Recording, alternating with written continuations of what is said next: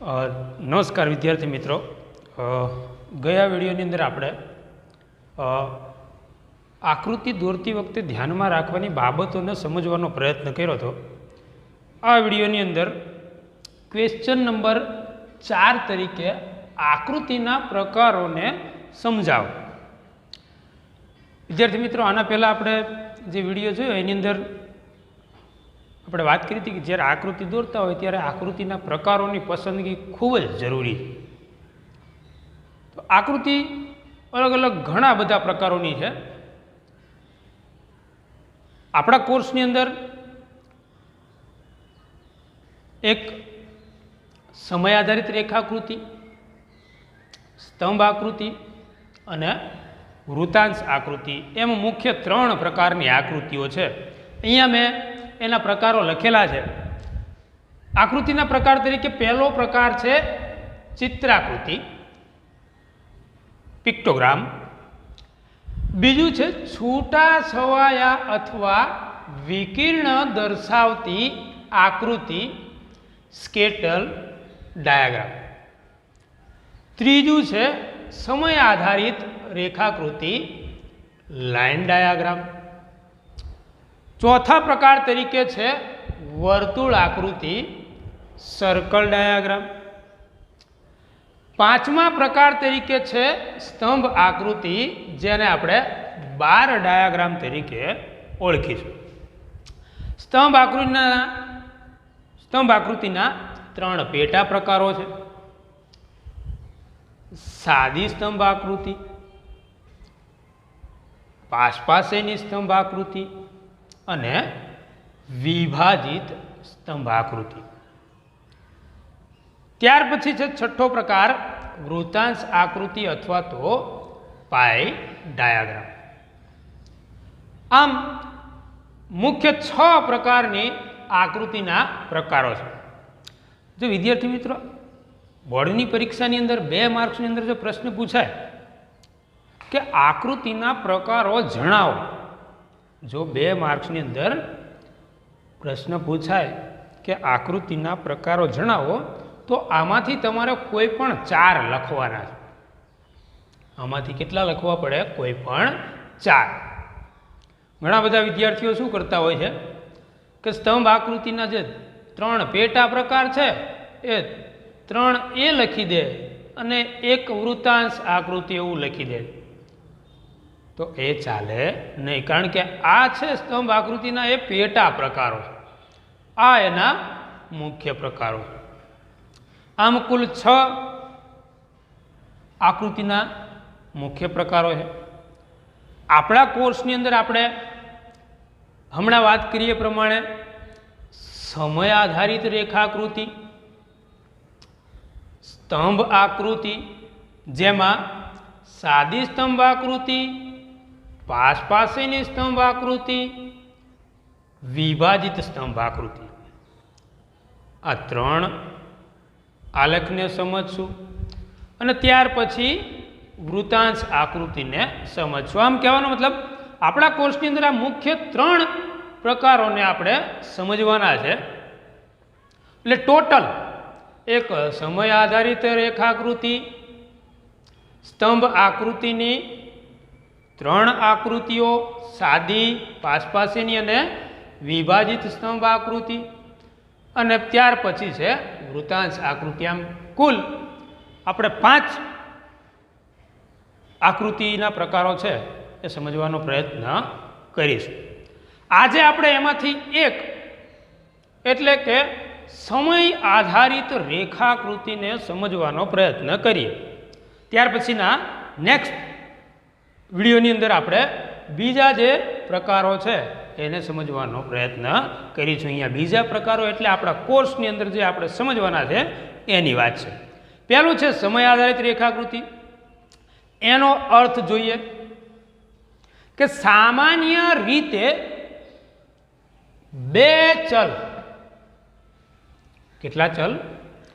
સામાન્ય રીતે 2 ચલ વચ્ચેનો સંબંધ. ફરી વખત, સામાન્ય રીતે 2 ચલ વચ્ચેનો સંબંધ અને ઢાળ દર્શાવતી આકૃતિને સમય આધારિત રેખાકૃતિ તરીકે ઓળખવામાં આવે છે. ફરી વખત અર્થને જોઈએ. સામાન્ય રીતે બે ચલ વચ્ચેનો સંબંધ અને ઢાળ દર્શાવતી આકૃતિને સમય આધારિત રેખાકૃતિ તરીકે ઓળખવામાં આવે છે. એના ઉદાહરણો જોઈએ. દાખલા તરીકે માંગ રેખા. જો 11મા ધોરણની અંદર આપણે માંગ રેખા દોરતા, બે ચલ આવતા. એકમાં વસ્તુની કિંમત, બીજામાં વસ્તુની માંગ. જો બે ચલ વચ્ચેનો સંબંધ આપણે માંગ રેખાની અંદર દર્શાવતા હતા. જેમ જેમ વસ્તુની કિંમતમાં વધારો થાય છે તેમ તેમ વસ્તુની માંગમાં શું આવે છે? ઘટાડો આવે છે. એટલે જો એનો સંબંધ દર્શાવતી જે ઢાળ રેખા છે એનો ઢાળ કેવો મળશે? ઋણ ઢાળ મળશે. કારણ કે કિંમત વધે છે અને માંગ ઘટે છે. એટલે હંમેશા વસ્તુની જે માંગ રેખા છે એ કેવી આવશે? ઋણ ઢાળવાળી. અહીંયા આપણે વસ્તુની કિંમત લઈએ, અહીંયા આપણે વસ્તુની માંગ લઈએ. એવી જ રીતે પુરવઠા રેખા, એમાં શું હોય છે? વસ્તુની કિંમત અને વસ્તુનો પુરવઠો. જો અહીંયા બંને વચ્ચે ઋણ સંબંધ હતો માંગ રેખામાં, પણ પુરવઠા રેખામાં વસ્તુની કિંમત વધશે તો વસ્તુનો પુરવઠો પણ વધશે. એટલે કે માંગ રેખાની અંદર વ્યસ્ત સંબંધ હતો વસ્તુની કિંમત અને વસ્તુની માંગમાં, જ્યારે પુરવઠા રેખાની અંદર વસ્તુની કિંમત અને વસ્તુના પુરવઠામાં સીધો સંબંધ છે. જેમ જેમ વસ્તુની કિંમતમાં વધારો થતો જાય છે તેમ તેમ વસ્તુના પુરવઠામાં પણ વધારો નોંધાતો જાય છે. આમ આ એના બે એક્ઝામ્પલો છે. સમય આધારિત રેખાકૃતિ અથવા તો જે ઢાળ દર્શાવતી રેખાકૃતિ છે એની અંદર મિત્રો બે ચલ, કાલે આપણે નેક્સ્ટ આગળના વિડીયોની અંદર જેના પહેલાં બનાવ્યા એની અંદર વાત કરી હતી કે બે ચલ હોય, સ્વતંત્ર ચલ અને પરતંત્ર ચલ. સ્વતંત્ર ચલ આપણે ક્યાં દર્શાવીએ છીએ? OX આડી ધરી પર, OX આડી ધરી પર. અને પરતંત્ર ચલ છે એ OY ઊભી ધરી પર આપણે દર્શાવીએ છીએ. ફરી વખત મહત્વની બાબતને આપણે રિપીટ કરીએ કે સમય આધારિત રેખાકૃતિ એટલે કે સામાન્ય રીતે બે ચલ વચ્ચેનો સંબંધ અને ઢાળ દર્શાવતી જે આકૃતિ છે એને સમય આધારિત રેખાકૃતિ તરીકે ઓળખવામાં આવે છે. એના ઉદાહરણ આપણે જોયા. માંગ રેખા અને પુરવઠા રેખા, વ્યસ્ત સંબંધ અને સીધો સંબંધ. જેમાં બે ચલ એટલે એક સ્વતંત્ર ચલ OX આડી ધરી પર, પરતંત્ર ચલ OY ઊભી ધરી ઉપર દર્શાવવામાં આવે છે. અને બંને વચ્ચેનો સંબંધ છે એ સ્પષ્ટ કરવામાં આવતો હોય છે. દાખલા તરીકે સમયગાળો. અહીંયા સમયગાળો છે એને આપણે કયા ચલ તરીકે લઈ શકીએ? સ્વતંત્ર ચલ તરીકે. જેમાં વિવિધ વર્ષોના સાક્ષરતાનો દર, આર્થિક વિકાસ કે આર્થિક વૃદ્ધિનો દર, વસ્તી કે પછી વસ્તી વૃદ્ધિનો દર. જો અહીંયા વિવિધ વર્ષો છે, સમય છે, એ સ્વતંત્ર ચલ છે અને એની સાથે જેનો સંબંધ આપણે દર્શાવવાનો છે એવા એટલે કે સાક્ષરતા દર, આર્થિક વિકાસ કે આર્થિક વૃદ્ધિ દર, વસ્તી કે વસ્તી વૃદ્ધિ, આ કેવા થશે? પરતંત્ર ચલ થશે. એટલે આમ સ્વતંત્ર ચલ OX આડી ધરી ઉપર અને પરતંત્ર ચલ OY ઊભી ધરી ઉપર દર્શાવવામાં આવતું હોય છે અને બંને વચ્ચેના સંબંધને સ્પષ્ટ કરવાના પ્રયત્નો સમય આધારિત રેખાકૃતિમાં થતા હોય છે. અહીંયા આપણે એક ઉદાહરણથી વધુ એને ઊંડાણપૂર્વક સમજવાનો પ્રયત્ન કરીએ. વિદ્યાર્થી મિત્રો, બોર્ડની પરીક્ષાની અંદર ઈ વિભાગનો જે છેલ્લો ક્વેશ્ચન છે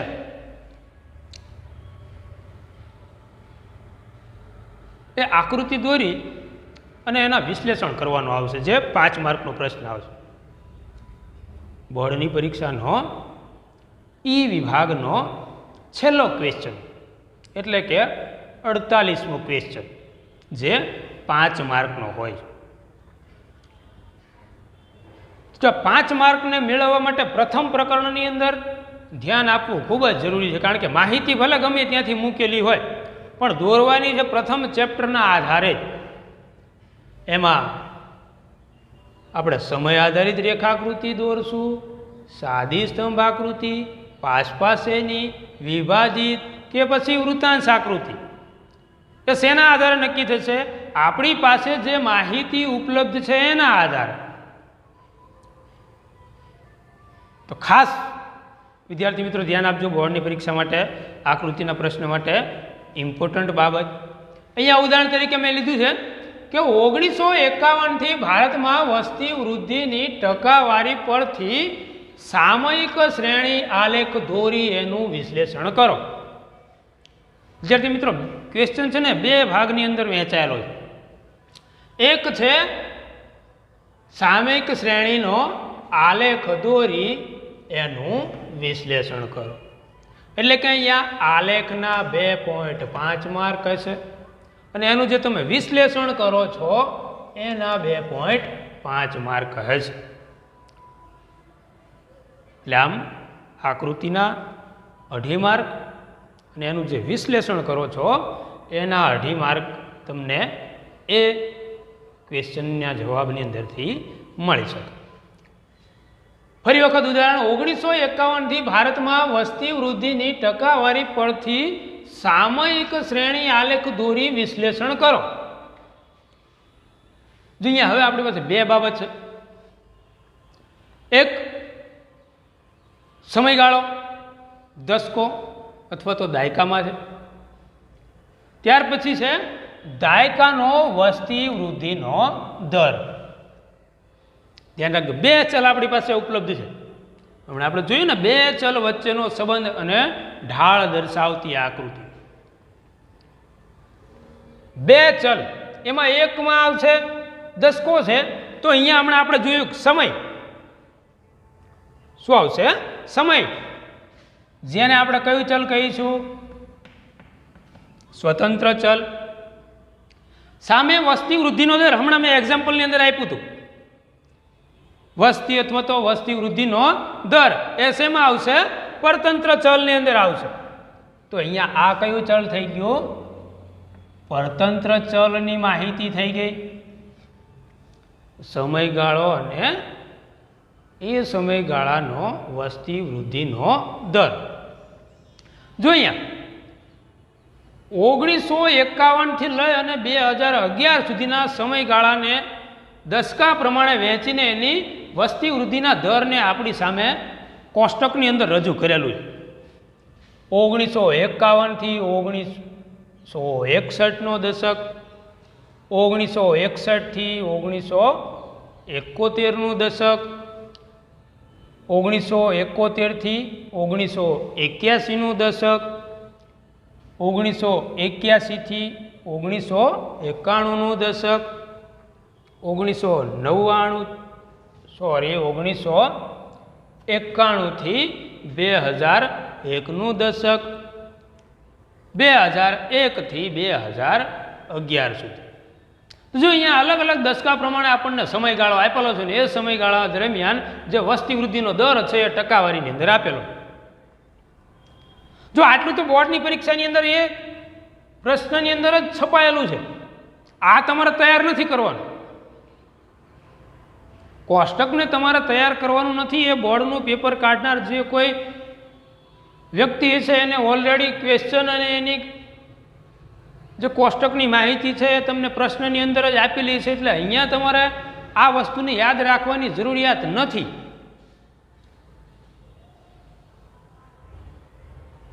તમારે અહીંયા યાદ રાખવાનું છે કે આ જે માહિતી છે એને મારે કઈ રીતે આકૃતિની અંદર રજૂ કરવી. તો જો હમણાં મેં વાત કરી પ્રમાણે કે જે સમયગાળો હોય તો એ ક્યાં આવશે? સ્વતંત્ર ચલ. સ્વતંત્ર ચલને આપણે ક્યાં દર્શાવશું? હંમેશા સ્વતંત્ર ચલ છે એ ઓ એક્સ એટલે કે આડી ધરી ઉપર દર્શાવવામાં આવે છે. સામે પક્ષે આપણે વાત કરી હતી કે જે પરતંત્ર ચલ છે એ પરતંત્ર ચલની જે માહિતી છે એ હંમેશા ઓ વાય ઊભી ધરી ઉપર આવશે. આમ ઓ એક્સ આડી ધરી ઉપર સ્વતંત્ર ચલની માહિતી અને ઓ વાય ઊભી ધરી ઉપર પરતંત્ર ચલની માહિતી આવશે. તો જો અહીંયા સમયગાળો છે એટલે સ્વતંત્ર ચલ એને આપણે ક્યાં લઈશું? ઓ એક્સ આડી ધરી ઉપર. અહીંયા લખી દો સમયગાળો 1951 થી 61, 61 થી 71, 71 થી 81, 1981 થી 91, 91 થી 2001 અને 2001 થી 2011. આ થઈ ગઈ સ્વતંત્ર ચલની માહિતી. સામે ઓ વાય ધરી ઉપર એટલે કે પરતંત્ર ચલની માહિતી, જ્યાં આપણે શું લીધું છે કે દાયકા દરમિયાનનો વસ્તી વૃદ્ધિનો દર શેની અંદર લીધો છે? ટકાવારીની અંદર. આ માહિતીઓ વાય ધરી ઉપર દર્શાવવી પડશે. ઓ એક્સ ધરી ઉપર સમયગાળો, ઓ વાય ધરી ઉપર વસ્તી વૃદ્ધિનો ટકાવારીનો દર. જો હવે જ્યારે આપણે આકૃતિની અંદર માહિતીને રજૂ કરવા જઈએ છીએ ત્યારે ગયા વિડીયોની અંદર વાત કરી હતી કે તમારી પાસે નાનામાં નાની માહિતી કઈ છે અને મોટામાં મોટી માહિતી કઈ છે એના આધારે તમારે સ્કેલ માપ નક્કી કરવાનું હોય. સ્કેલ માપ વગર આકૃતિને આપણે યોગ્ય ન્યાય આપી શકીએ નહીં. એ આપણે આકૃતિ દોરતી વખતે ધ્યાનમાં રાખવાની બાબતોની અંદર સમજ્યા. તો જો નાનામાં નાનો અંક અને મોટામાં મોટો અંક કયો છે એ આપણે માહિતીની અંદરથી જોવું પડે. તો જો અહીંયા નાનામાં નાની માહિતી છે 17.64 અને મોટામાં મોટી માહિતી આપણી પાસે બનશે 24.80. એટલે બંને વચ્ચેની માહિતી આવી જાય એ રીતે તમારે સ્કેલ માપ નક્કી કરવું પડે. તો અહીંયા આપણે ઓ એક્સ 5 થી ચાલુ કરીએ. 5, 10, 15, 20, 25 અને 30. તો અહીંયા દાખલા તરીકે આપણે 2 સેન્ટીમીટરનું સ્કેલ માપ લીધું હોય તો અહીંયા ઓ વાય ધરી ઉપર આપણે શું દર્શાવવું પડશે? ઓ વાય બરાબર 2 સેન્ટીમીટર બરાબર 5%. કેટલું આવશે? 2 સેન્ટીમીટર બરાબર 5%. For example. એવી જ રીતે ઓ એક્સ ધરી ઉપર આપણે શું લીધું છે? સમયગાળો. તો એને પણ દર્શાવવો પડશે કે ઓ એક્સ બરાબર, જો અહીંયા કેટલા વર્ષોનો વધારો થાય છે? દસકો છે એટલે 10 વર્ષનો વધારો થતો જાય છે. તો અહીંયા ઓ એક્સ બરાબર 2 સેન્ટીમીટર બરાબર દાયકો અથવા દસકો. સ્કેલ માપ પણ તમારે આકૃતિ વખતે દોરતી વખતે દર્શાવવું પડશે. એ નહીં દર્શાવેલું હોય તો તમારી જે આકૃતિમાંથી જે તમને 2.5 માર્ક છે એ 2.5 માર્કમાંથી તમારા પૂરા માર્ક તમને મળી શકે નહીં. આકૃતિ ઉપર આવી જઈએ પાછા. 5, 10, 15, 20, 25 અને 30 અહીં સુધીની માહિતી છે એ 30 સુધી લીધું છે એટલે આવી જશે. હવે જો 1951 અને 61ના વર્ષ દરમિયાન આપણી વસ્તી વૃદ્ધિના દરની માત્રા કેટલી હતી? દાખલા તરીકે તમારી પાસે તો બોર્ડની પરીક્ષાની અંદર આ લેખ હશે એટલે તમારે વધારે કંઈ માથાકૂટ કરવાની જરૂરિયાત રહેતી નથી, પણ હું ફોર એક્ઝામ્પલ તરીકે હું અહીંયા દર્શાવી દઉં.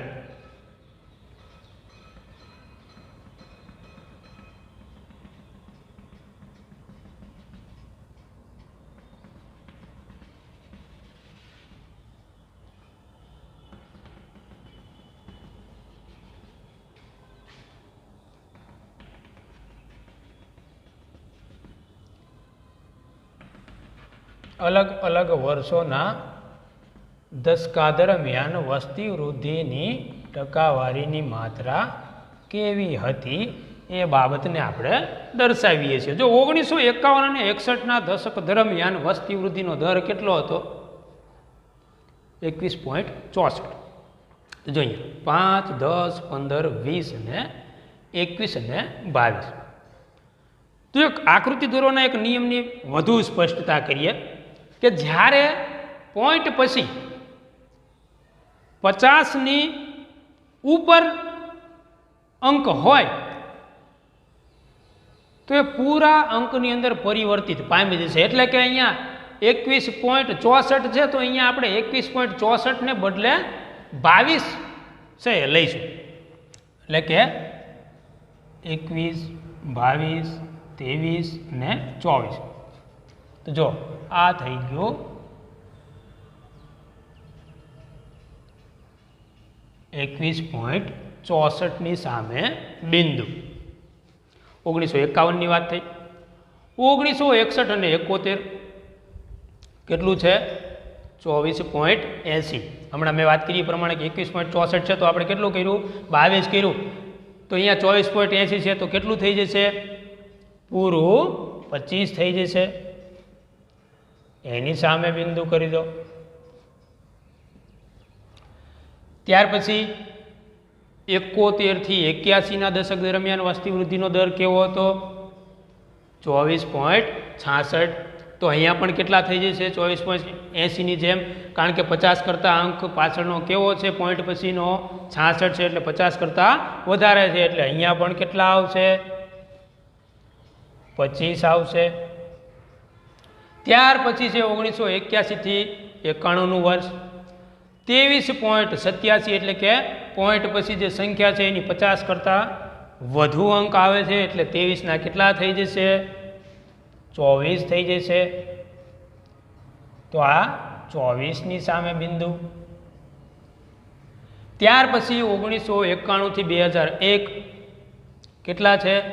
21.54. તો 21.54ની સામે પણ કઈ આવશે? 22 આવશે. કારણ કે 0.50 કરતાં વધુ છે. ત્યાર પછી 2001 અને 2011નો દશકો છે. વસ્તી વૃદ્ધિની ટકાવારીનો દર કેટલો છે? 17.64. અહીંયા આપણે કેટલું દર્શાવવું પડશે? 17 પછી 18, 15 પછી 16, 17 અને 18. તો અહીંયા 2001 અને 2011ના દશકા દરમિયાન 17.64% વૃદ્ધિનો દર હતો. અહીંયા દરેકની સામે આપણે બિંદુ કરી દીધા કેટલી ટકાવારી છે એ પ્રમાણે કયા વર્ષો દરમિયાન. હવે એ બિંદુને આપણે જોડવા પડશે. અહીંથી રેખાની શરૂઆત થશે કારણ કે શરૂઆતમાં ઘટે છે.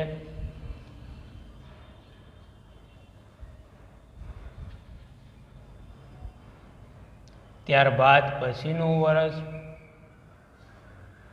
અહીંયા પણ 25, ત્યાર પછી નેક્સ્ટ, એ પછી 1991 થી 2001નું દશક, અને ત્યાર પછી છે 2001 થી 2011નું દશક. બિંદુને થોડાક દેખાય એ રીતે થોડાક મોટા કરી દઈએ. હજી પણ આપણી આકૃતિ છે એમાં કંઈક ઘટે છે.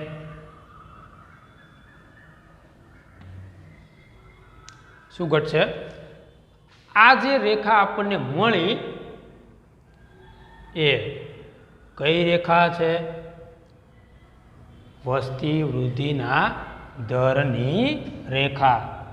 અહીંયા આપણે લખી દઈશું વસ્તી વૃદ્ધિ દરની રેખા.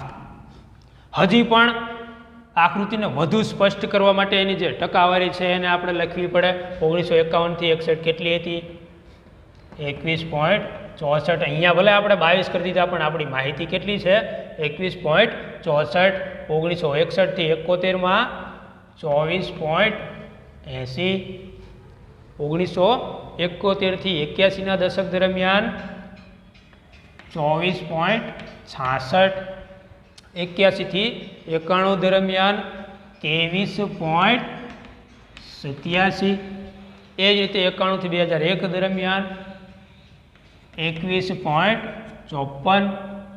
2001 થી 2011 તો 17.64. જે પ્રશ્નનો એક ભાગ પૂરો થયો. અહીંયા જે ઉદાહરણ છે એમાં પ્રશ્નનો એક ભાગ પૂરો થયો. જે કોષ્ટક છે એના આધારે આપણે બંને ચલની માહિતીને આકૃતિની અંદર દર્શાવી દીધી. એ આકૃતિના આધારે આપણે એનું વિશ્લેષણ કરવાનું હોય. વિશ્લેષણ ઓછામાં ઓછા 5 થી 6 મુદ્દાની અંદર કરો એટલે તમારા આ 2.5 માર્ક છે એ તમને મળી જાય. વિશ્લેષણ કઈ રીતે કરવાનું છે એની અત્યારે વધારે સ્પષ્ટતા ન કરતા નેક્સ્ટ વિડીયોની અંદર આપણે એની સ્પષ્ટતા છે એ કરીશું. Thank you very much.